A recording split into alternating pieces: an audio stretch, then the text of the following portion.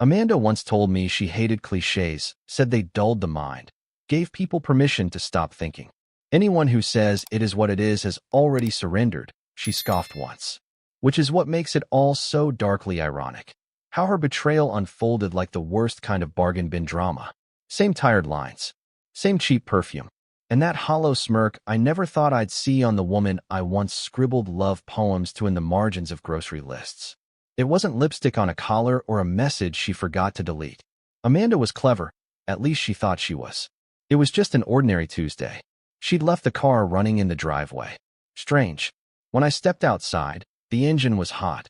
Far too hot for someone who claimed to have just dashed out for a quick grocery run. I checked the bag. No receipt. No change.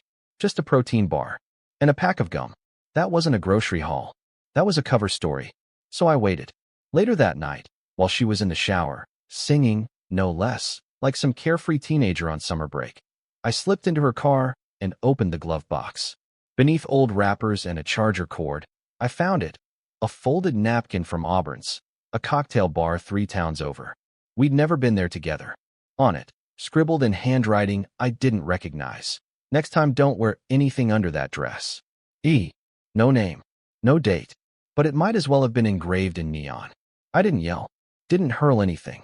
I just sat there, napkin clutched in hand, engine off, swallowed by a silence so loud it rang in my ears. I stayed in that seat for over an hour while the porch light flickered behind me, my whole world quietly shifting out of orbit. When I walked back inside, she was brushing her hair in the hallway mirror. She looked up, caught my reflection, and smiled like nothing was broken. You okay? You look like you saw a ghost. I saw something, I said, holding up the napkin. Her eyes didn't even twitch. She breezed past me like I was just some obstacle between her and the fridge. Oh my God, are you seriously going through my car now? She called out, cracking open the door. Jesus, Kyle. Paranoid much? Who's he? I asked. She didn't answer at first. Just poured a glass of almond milk, like we were chatting about weekend errands. Then, with a calm soaked in contempt, she leaned on the counter and said, Eric, if you must know. And don't look at me like that. We've been circling the drain for months. She kept going. He's fun. He listens. He doesn't mope around the house in the same hoodie for 4 days straight. Her voice sharpened. I feel wanted when I'm with him. Then came the line that scorched itself into my brain. I'm going to stay with my affair partner for now, but just for a while. I'll absolutely come back to our relationship later. She said it like she was reading weather updates. Like the implosion of our life was just a break in the schedule. Then she turned and walked out of the kitchen. I don't even remember going to bed. But 2 days later, she came back for some makeup, and this time, the smirk was gone. Because I was waiting, and she wasn't ready for what I'd done. What she saw when she walked into that house flipped her smug little world upside down. And that was only the beginning. That morning, Amanda walked in like she still lived there. Same hoodie she used to sleep in beside me, now tainted with the ghost of someone else's cologne. She didn't knock. Just turned the key and wandered in, chatting on speakerphone. No, he's probably at work. I'll be in and out, babe. It's just mascara and my flat iron. No drama, I promise, she chirped. Babe. That word stopped time. She stepped into the living room and froze. Everything had changed. The furniture rearranged. Our couch shoved against the far wall. Bookshelves stripped bare. The rug she adored gone. In the center of the room, where our coffee table once stood, was a single chair. On it, her wedding ring, resting on a scorched photograph of us from Zion, burned just enough around the edges to make the memory hurt. That was no accident. The person on the other end of the call must have said something, because Amanda's voice dropped to a whisper, I'll call you back, and she hung up. Then her eyes found me. I was leaning in the doorway of what used to be our bedroom, now just mine. Too calm. Unnaturally calm. You moved the house around, she said, after a long pause. No, I replied. I moved you out of it. She snorted. Actually snorted. What is this, some theatrical tantrum? Are you seriously trying to be dramatic now? Jesus, Kyle. I walked to the table near the stairs and picked up the manila folder I'd left there. Neatly compiled inside. Printouts of her messages with Eric, hotel receipts billed to our joint account, and screenshots from the location tracking app she forgot I still had access to. I handed it over. She didn't open it, just stared at it like it might be wired to explode. I don't need this, she muttered. You will, I said. When your mom asks what happened, or your boss, or the mediator, when you're sitting across from me trying to explain how you moved in with a coworker before even telling your husband. She opened her mouth. Nothing came out. You don't get to walk in here and grab your eyeliner like this is some sitcom breakup, I said. You don't get to say you'll come back later, like this marriage is a damn airport lounge. Don't be a drama queen, she snapped, voice cutting sharp now. You were boring. Emotionally dead. What did you think was going to happen? That I'd just rot with you forever? And there it was. The real Amanda. Not the one I married, but the one she'd become. She tried to brush past me, headed toward the bathroom. But she stopped cold when she saw the mirror. I'd written across it in red dry erase marker. This is what insignificant looks like. And taped below, every receipt, every timeline, girls' nights, work trips, the full picture. She stood there frozen, the truth washing over her in slow, merciless waves, realizing I'd known. For a while, that I hadn't exploded, hadn't fought. I'd waited. I'd watched. And I'd chosen this moment to let her drown in it. Her mascara and flat iron were already packed in a bag by the door. She hadn't forgotten them. She came back to see if the door was still open, to test if I'd still be there waiting, still willing to catch her after the fall. But she miscalculated. Amanda didn't cry, didn't scream. She just picked up the bag with trembling hands, muttered something like, "You're pathetic," and walked out. I didn't follow, didn't say a word. I closed the door behind her and locked it, not out of fear, out of finality. And she still didn't know the most important part, that the door she'd just walked out of, it wouldn't open for her again. Not because of locks, not because of threats or court orders, but because something inside me had finally broken, snapped clean through, and there was no patching it with apologies or crocodile tears. I waited until I heard her car leave the driveway, gave it another minute, just in case. Then I opened my laptop, wrote the email. Subject line, regarding Eric Dawson, marketing team. Attached, 6 PDFs, chat logs, expense reports, HR policy documents, and a tightly written summary of how a manager sleeping with his direct report violated multiple clauses of company conduct. I kept the body short. Thought you should be aware of the situation involving Mr. Dawson and Amanda L. Ridgway, both currently employed under your department. I'll let the attachments speak for themselves. Regards, KR. This wasn't revenge. This was release. I was done being the only one sinking beneath the silence. Amanda thought she could set fire to our life and waltz into her next one untouched. But she underestimated the slow, focused rage betrayal breeds. And she wasn't the only one with something to say. People talk, especially in offices, especially when they think they're smarter than everyone else. The IT guy at Amanda's company? He played in my softball league. We weren't close, but close enough. A week before it all blew up, I messaged him. Hypothetically, I asked, what would you do if your wife was sleeping with a coworker? His reply, before or after I stopped laughing at the idiot she picked. He already knew. Turns out Amanda and Eric weren't exactly subtle. They weren't just staying late. They were being seen, leaving together, whispering in glass-walled rooms. One time, someone even overheard her in the bathroom, fixing her hair and muttering, "God, I'm gonna have to pretend to like my husband tonight." That was 2 months ago. No one said anything. Because no one wants to be the one to light the match. No one wants to look you in the eye and say, "Hey, the person you love is gutting you while still texting you to grab oat milk on the way home." Once I started asking questions, the dam broke, and suddenly, it felt like the entire town had been sitting on a secret, watching my life tick down like a live grenade. So when Amanda showed up at work the next morning, I can only imagine the fallout she walked into. Her boss replied to my email. No sympathy, no questions, just handled. And from that moment on, things began to unravel fast. Her texts went quiet. No more barb jabs. No late night you up? Bait trying to drag me into one last emotional brawl. She was flailing now. I knew what came next. The narrative shift. She'd try to retell the story, recast herself as the victim. The woman neglected, unseen, emotionally starved in a loveless marriage. But she forgot. Facts don't flinch. And hers were stamped in digital ink. Her fairy tale came with receipts. Mine came with resolution. And the next chapter? You'll want to hear how Amanda Ridgway came crawling back. Because if there's one thing Amanda never learned, it was how to lose without a backup plan. Until now. It took 5 days. 5 long days of silence after months of deception, gaslighting, and vanishing acts dressed as yoga classes and work dinners. 5 days to realize that when you set every bridge ablaze, there's no path back, unless someone's stupid enough to rebuild it for you. Her message landed at 11:43 p.m. on a Wednesday. Can we talk? No apology. No context.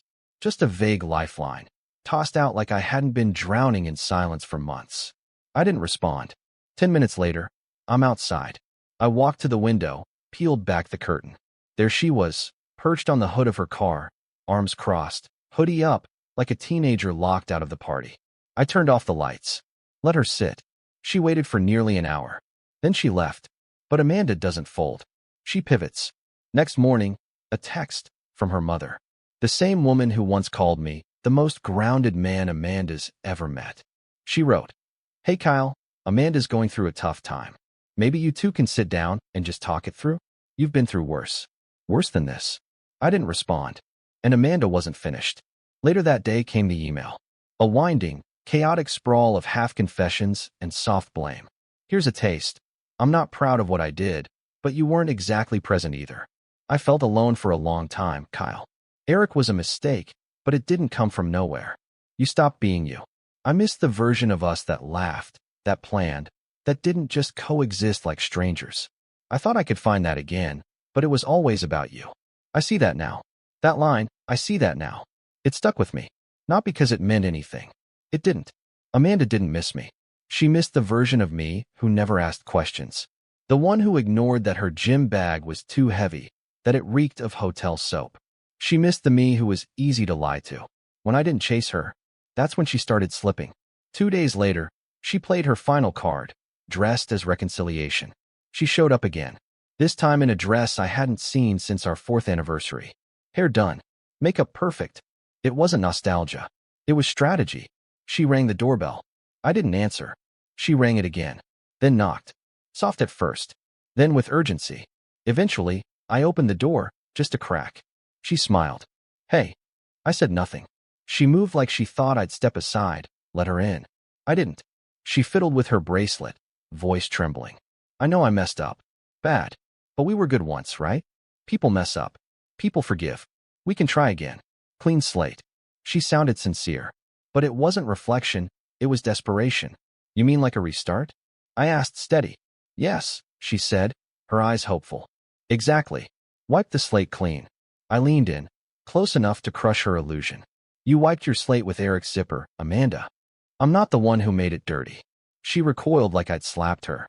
Her eyes filled with something she hadn't shown me in months, shock. Then I shut the door. On the other side, I heard her breathing, waiting. For something. A second chance. A softened heart. All she got was the click of the deadbolt. That was her last play. Charm, guilt, history. It failed. With her job dangling by a thread, her reputation unraveling, and the last shreds of her persona peeling off, Amanda Ridgway was finally out of moves. But peace didn't follow. Just the wreckage. Turns out, I wasn't the only one she'd lied to. Amanda had always been gifted at rewriting reality, spinning stories where she played the bruised protagonist and everyone else the antagonist. I'd seen it before. With friends, co-workers, even her own sister. But I never thought she'd weaponize that trick against me. Not after everything. Yet, 2 days after I shut the door in her face, the call started. The first was from Jason, a mutual friend, a college buddy of mine who'd drifted into Amanda's orbit after we got married. His voice was hesitant, careful. Hey man, just wanted to check in. Amanda said, you've been, not doing great. I let that hang. She told you that? I asked. Yeah. Said you're spiraling since the separation. Not sleeping. Lashing out. Kinda unstable. He paused. Didn't sound like you, but... It's not, I said flatly. She's just covering her tracks. Don't fall for it. Another pause. Then, quietly, what really happened? So I told him. All of it. The messages. The receipts. The napkin from Auburn's. And the line that scorched everything. I'm going to stay with my affair partner for now, but just for a while. Jason didn't say much. But I could hear it, the shift. The slow fracture in how he'd seen her. And that was just the beginning. Because Amanda hadn't just lied to me. She lied to everyone. Her parents thought we were taking space, because I'd gone emotionally cold, that I had driven her away. So I did what I hadn't wanted to. I sent them the truth. No anger. No insults. Just facts. A tidy PDF timeline. Screenshots. Expenses. Direct links between her stories and the evidence. I even highlighted her infamous quote in yellow. Her mom replied in under an hour. I had no idea. I'm so sorry, Kyle. Truly. We love you and... I'm horrified. Her father called me himself. If I'd known, he said, I'd have driven down and dragged her out of that punk's apartment myself. But Amanda? She wasn't done spinning. I found out she told her boss that I was some bitter, controlling ex, trying to sabotage her career because she finally stood up for herself. Too bad her boss had already read the report. Eric? Suspended, pending formal investigation. Amanda? Demoted. Not officially fired, but gutted. No clients. No team. No bonuses. No travel. Just a desk and a whole lot of people pretending not to watch. Then came the ripple. Mutual friends started backing away. First subtly, then decisively. Some ghosted her. Others reached out to me, quietly, cautiously, asking what really happened. By the time Amanda realized she was sinking, half the lifeboats were already gone. She sent me one last message. You've turned everyone against me. Are you happy now? I didn't reply, because this wasn't about happiness. It was about truth. Amanda didn't lose her job because of me. She didn't lose her friends, her family, her place in the story, because of me. She lost it all because she built her kingdom on lies and arrogance, and assumed no one would ever challenge the throne. She gambled on my silence. She lost. And now? Now it was my turn to rebuild, on my terms. But the next part wasn't about her. It was about the message I got, one I never expected. From an email I didn't recognize. No subject line. No signature. Just 2 short lines. I don't know if you want to hear from me, but I think you deserve the truth. Attached was a voice memo. 37 seconds long. The sender? Just Eric D. I stared at it for a long time. My jaw tightened before I even touched play. And when I did, I froze in the middle of my kitchen, phone trembling in my hand like it might bite. His voice came through, nervous, shaky, like he was hiding in his car, watching for shadows. I didn't know she was still living with you. I didn't know about the texts she was sending while she was in my bed. She told me it was over, completely. Said you were just being clingy and couldn't accept it. I wouldn't have gone near her otherwise. I swear. I listened to the message again. Then once more. Every syllable landed like a cruel mix of confession and mockery, offering closure with one hand and salting the wound with the other.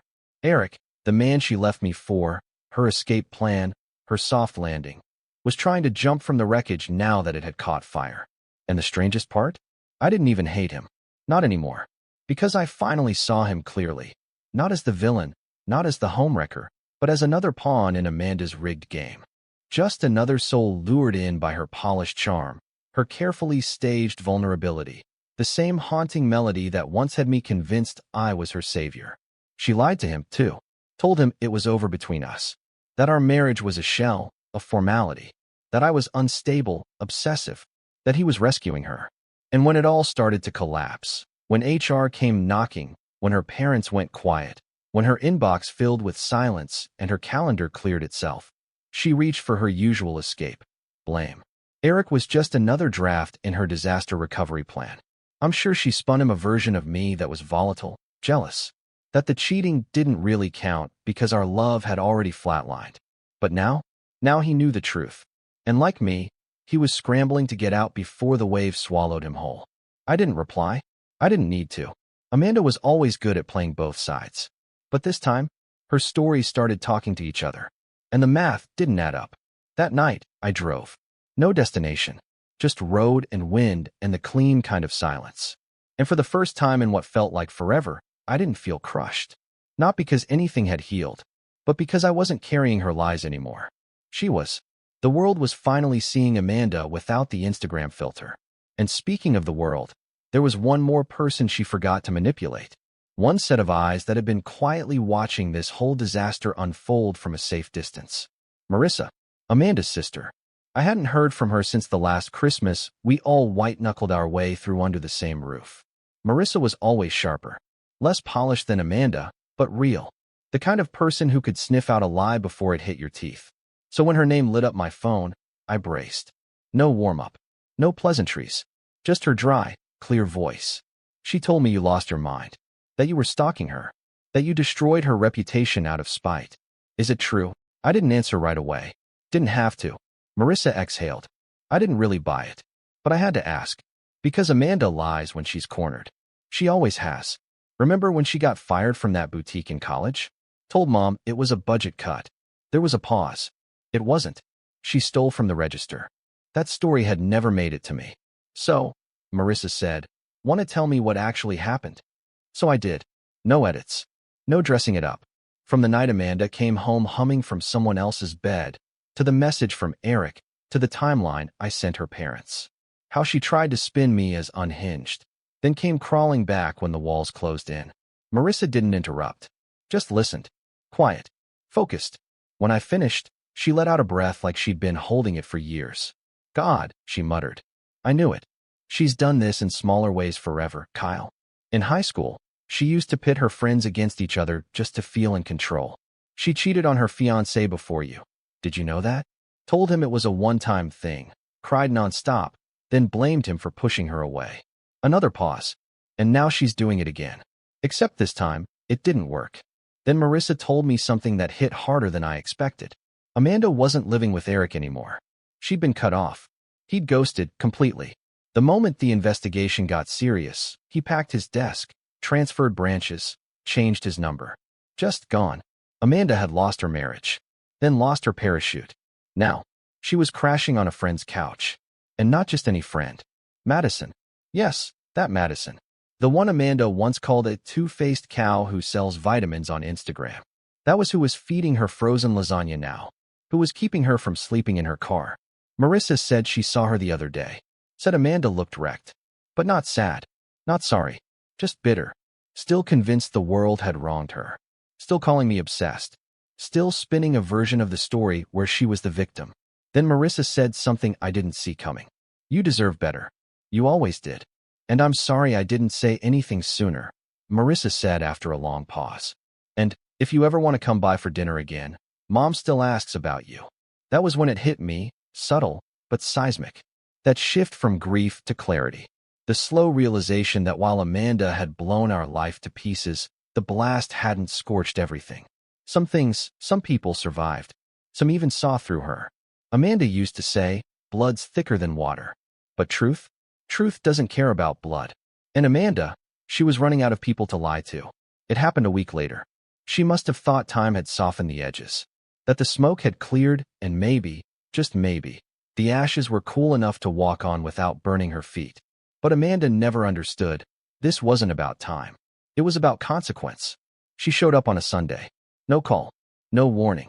Just the crunch of gravel, a car door slamming, and those familiar footsteps up the porch. I knew it was her before I even looked. That knock. Heavy, deliberate, like she still believed she had the right to own whatever space stood behind it. I opened the door halfway. She was holding a manila envelope. No mascara. No dress. No war paint. Just Amanda. Hair tied back. Worn out sneakers. Stripped down. Unfiltered. Can we talk? She asked. I leaned against the frame. About. She held out the envelope. I'm filing for mediation. I think we should handle this civilly. No lawyers. Divide everything down the middle. Fair. Fair. From her. That word tasted like aluminum in my mouth. I didn't take the envelope. She placed it on the step like it was a gift she expected me to thank her for. I'm not doing this to hurt you, she said. I just want to move on. We both do. I laughed. Quiet. Dry. You moved on 3 months ago, Amanda. You just didn't tell me. She looked away. That twitch in her jaw. It was the first honest thing she'd shown me in months. The shame was real now, not curated for sympathy. This wasn't for show. This was Amanda realizing she didn't get to narrate the ending anymore. Then she said it. I thought you'd always be there, she whispered. That no matter how bad things got, you'd still be you. Still be soft. Still love me. And that was the clearest thing she ever said. Not love. Not regret. Entitlement. She hadn't come to apologize. She came to bargain. Because her world was falling apart. Eric had vanished. Transferred out. No contact. Refused to even say her name. Madison kicked her out after Amanda used her credit card to buy a spa day, just to feel human again. Her own mother stopped answering her calls. She had nowhere left to go. So she came back here, her last soft landing. But I wasn't that man anymore. You don't get to show up now and pretend we're civil, I said. You made your choice. You lit the match. I just didn't run into the fire to pull you out. You're being cold, she snapped. Her voice cracked, her mask slipping like wet paint. You're not this person, Kyle. No, I'm not. I never was. You just never saw me. Only who you could use. That's when she snapped. The shouting came next. Not tears, not remorse. Shouting. Because her story was slipping through her fingers. And she didn't know how to exist without control. You think you're a victim? You think you're some hero now because you exposed me? You're not. You're just bitter. You're petty. You'll never move on because you're too scared to admit you weren't enough. I didn't flinch. I let her unload it all. Every insult, every desperate stab at my character, each one weaker than the last. And when she finally ran out of venom, when the silence fell like dust, I said just one thing. I was enough. You just wanted more. And now? You've got nothing. I turned and walked inside. Left the envelope right where she dropped it. She stood there for a few seconds, waiting, maybe, expecting the door to reopen, expecting me to come back. I didn't. From the window, I watched her get in the car. No tire squeal, no dramatic exit, just a slow, defeated pull away from a house that no longer remembered her. She hadn't come to make peace. She came because she still thought she mattered. And the silence that followed her down the street, that was her answer. Healing doesn't begin with closure. That's the lie they sell in books and Instagram quotes. Healing begins in the quiet, in the spaces she used to fill, in the small moments that finally feel like yours again. Healing didn't arrive like a thunderclap. It came quiet, like breath returning to lungs I didn't know had collapsed. It was in the moments that didn't seem like much at the time, but hit different when I realized they didn't hurt the way they used to. Like folding laundry without checking for her socks. Like sleeping on my side of the bed without noticing the cold stretch beside me. Like walking past her favorite cafe and not flinching when I heard a laugh that sounded like hers. That's where healing lives, not in grand gestures, but in the softening of pain. One layer at a time. 2 weeks after she left that envelope on my porch, I still hadn't touched it. Let the rain soak it until the ink bled and the paper curled into a soggy monument to her final attempt at control. Eventually, I threw it out. Not because I needed to, but because I could. That was the moment I knew. I was done being the version of myself who waited. I started seeing people again. Not dating, just existing in rooms where I was welcome. Friends I drifted from while trying to keep our house upright during the collapse. And to their credit, none of them said, "I told you so." Even though some absolutely could have. Jason and I grabbed a beer. He clinked his glass against mine and said, "You're smiling more." I hadn't even noticed. But I was, and it felt honest. I pulled out my old Canon camera, dusted it off, took it hiking, shot landscapes that didn't lie, didn't manipulate, didn't wear a polished grin and call it love. Just light, just shadow, just truth. I started journaling again. Not for Reddit, not for closure, just for me. 1 page a night, sometimes 2. And I didn't write about Amanda. I wrote about what's next. Made a list, things I'd shelved, places I wanted to visit. Books I never read. Skills I never learned. Parts of me I boxed up to make room for her chaos. I booked a weekend in Colorado. Just me, my camera, and silence. I donated some of her things. Not all. Just enough to shift the energy in the house. Her yoga mat. That chipped mug she swore was lucky. The gold-framed mirror she insisted made the room pop. I replaced it with a map. Started sticking pins in it. Each one a promise. Not a dream. A mission. And that's when I finally understood, I didn't miss her. I missed me. The version I buried to make her feel taller. And quietly, one step at a time, I was bringing him back. There were still hard days. Of course. A song, a scent, a passing thought, little landmines. But they passed faster now. They didn't pull me under. They just floated by. Ghosts. Not anchors. Marissa and I kept in touch. She checked in, sent a book she thought I'd like. Said Amanda moved again. Now renting a room out near the lake. Working retail. No team. No Eric. No spotlight. Just her, alone with her own shadow. I didn't ask for more. I didn't need it. Because this chapter? It wasn't about her. It was about me. And it's quiet now, not the lonely kind. Not the silence that used to echo through the walls when Amanda left on her work trips. making me question if peace was just punishment in disguise. No, this quiet is earned. It's solid, like the house finally exhaled with me. I sat on the porch this morning with a mug of black coffee, same one I bought in Colorado. It says, breathe through it. Cheesy. Maybe. But when I saw it in that dusty little shop in Estes Park, it felt like a dare. A quiet challenge. And I took it. I've changed. Not in a bumper sticker, new me kind of way. I mean at the bone level. The marrow. I learned how to be alone without being lonely. I learned that being lied to doesn't make you a fool. It makes them a coward. And most of all, I learned that letting go isn't weakness. It's the bravest damn thing I've ever done. See, I used to think love was about staying. About endurance. About weathering every storm. Even the ones that tore you apart. That's the lie Amanda fed me for years. That leaving meant I was the one who gave up. But leaving? Drawing a line? Walking away? That's what saved me. Amanda didn't ruin me. She revealed me. She peeled back the agreeable, soft-spoken fixer I'd dulled myself down to be. The man who absorbed blame so she wouldn't have to feel an ounce of it. And when she walked out, I didn't just lose her. I found me. The version of me who says no. Who sets boundaries. Who stays gone when the door slams behind him. The version of me that stands here now. He doesn't trade apologies for dignity. He doesn't need to be anyone's safe option, their fallback plan, the soft place they run to when the thrill wears off. I'm not someone's plan B. Not anymore. If you're reading this and you're stuck in that in-between, where your gut knows it's broken but your heart keeps looking for a fix, I need you to hear this clearly. You don't owe anyone a second chance just because they cry. You don't owe forgiveness to someone who only saw your pain once they finished causing it. You don't owe your future to someone who's suddenly sorry about the past. What you do owe is yourself. That deep, steady kind of love you've been giving away like it costs nothing. So here's what I took with me. Peace is louder than chaos. Once you stop chasing people who never intended to stay, you're not too much. You're not hard to love. They just weren't built to hold you with care. And sometimes, the apology you never get is exactly the one you don't need. Amanda will rewrite this story, I'm sure.